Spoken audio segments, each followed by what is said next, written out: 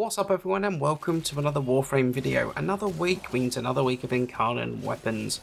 Lots of interesting choices this week, however I went with another YOLO pick and that is the Nami Solo. Nami Solo, well, how many people actually remember this thing? Well, exists. It's a machete, it's been in the game for a while and honestly, if you asked me to name melee weapons this would not have gotten a mention, so it's a pretty good candidate for a bit of Incarnon boosting. So what does the Incarnon do? It gives the weapon an extra 3 meters of base range, which is kind of amazing, 100% melee damage and some movement increase buffs. That extra range is pretty glorious and the damage certainly helps its kind of questionable base stats. Evolution 2 is where the interesting stuff happens. First choice is increasing the base damage but also increases attack speed when you switch to it, or the one that made me go for that YOLO pick, which is upgrade 2. Increase base damage and also get a 20% health regen per second on a finisher.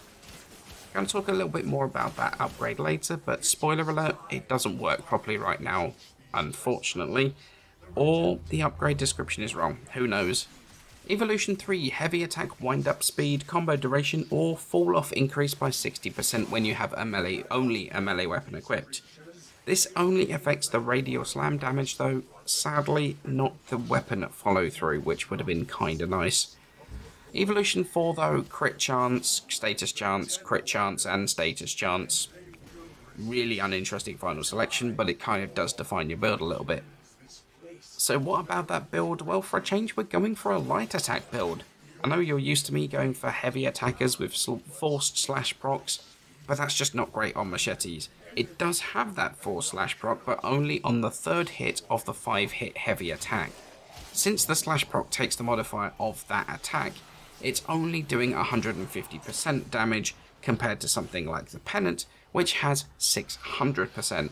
So heavy attacking to get that force slash on this thing just isn't the way to go. Instead, we're going for crit and status. Incarnon picks Master's Flourish for the base damage increase and the HP regen, despite it not working properly. Resolute Force for the combo duration, and Versatile Creed for the crit and status increase.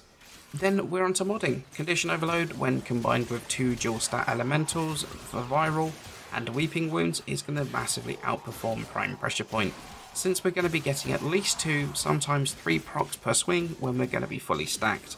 Blood Rush and Organ Shatter for crit chance and crit damage, and then Berserker Fury to offset the slightly poor attack speed from the Sundering Weave stance.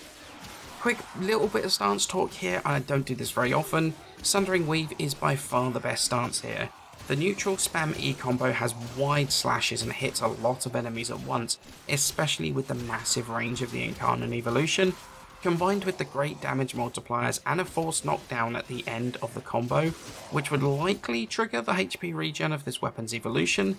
The knockdown at the end of the combo also gives us another status towards Condition Overload, which is a nice additional bump in damage. You also have the Block E combo, which does a sweeping attack.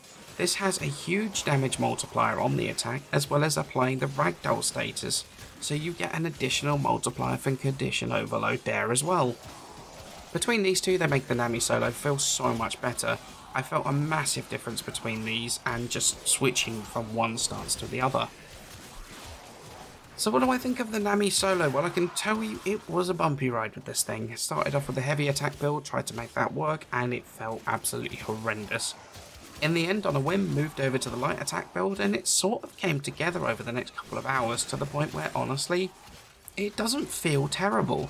I don't think it's anything particularly incredible, but it is a very good and capable light attack weapon that can deal with Steel Path pretty easily.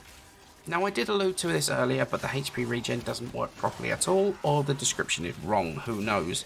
You can see in the video on Inaros here you're getting 20 HP per second regen at all times. That's not conditional, it's just up at all times. If we do a finisher on this enemy, you do get a small bump in health from Inaros' passive, but if you were getting a 20 HP per second buff, you'd be getting 460 HP per second. And we're clearly not getting that at all. So it's not 20% of max HP, it's not even 20% of base health, just seems to be applying that passive 20 HP per second regen at all times, which isn't awful on a couple of frames, but honestly, it's not even as close to as exciting as the upgrade that it sort of marketed itself as. The fact that it doesn't work is such a shame, especially with the stance that we're using. Force Knockdown probably could have triggered the regen on that since it opens enemies up to ground finishes. The knockdown from the slam would probably have triggered it for the exact same reason. It could have been an incredibly potent healing option on its own, without needing to focus entirely on specific Warframe abilities like Fatal Teleport or your Pocket Sand to pull it off.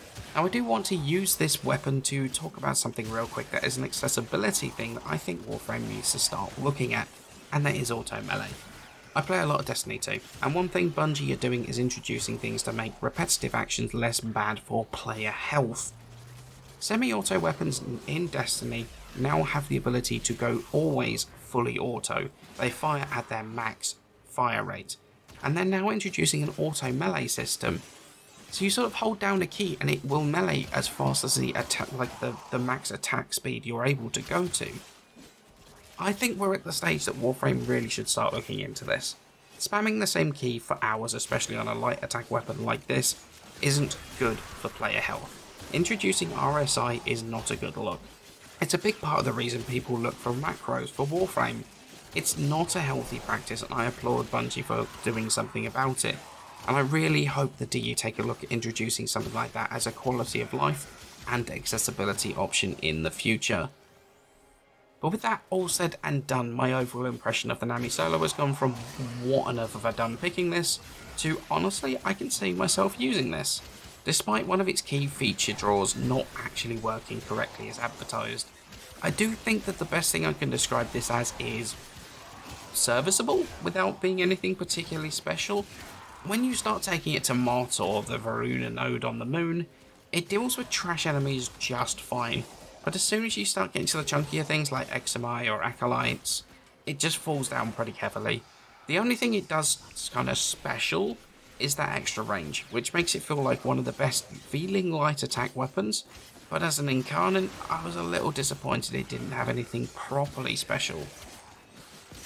Please let me know in the comments below what you went with this week in terms of your weapons. If you went with the Nami Solo, what do you think of it? Did you build in a similar way? But for now, many thanks for watching. I hope you all have a wonderful day, and I shall catch you in the next video.